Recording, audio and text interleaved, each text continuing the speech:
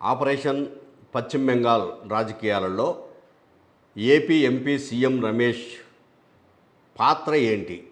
ఎందుకు ఈయన ఢిల్లీ నుంచి నేరుగా కోల్కతాకు వెళ్ళాడు? అక్కడ తృణమూల్ కాంగ్రెస్ ఎంపీలతో ఎందుకు సమావేశంలో పాల్గొన్నాడు?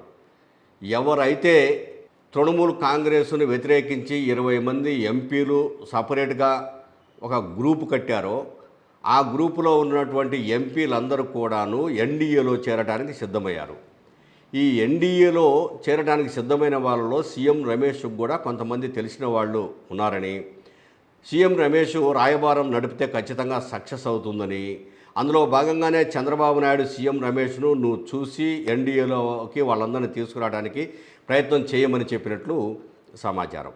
నిజానికి గతంలో ఈయన ఎన్డీఏలోకి రాకముందు మమతా బెనర్జీతో కూడా కలిసి మనం దేశమంతా ప్రత్యేక కూటమిని ఏర్పాటు చేద్దామని చెప్పినటువంటి వ్యక్తుల్లో ఒకరు చంద్రబాబు నాయుడు. కానీ ఏ సమయంలో సందర్భానుసారంగా ఏ రాజకీయాలకు ఆ గొడుగు పట్టాలనే కార్యక్రమంలో భాగంగా సీఎం రమేష్ గారిని పంపించేసేసి ఇప్పుడు తృణమూల్ కాంగ్రెస్లో భారీ చీలిక తీసుకొచ్చేసేసి 20 మంది ఎంపీలను ఎన్డీఏలో చేర్చబోతున్నారు.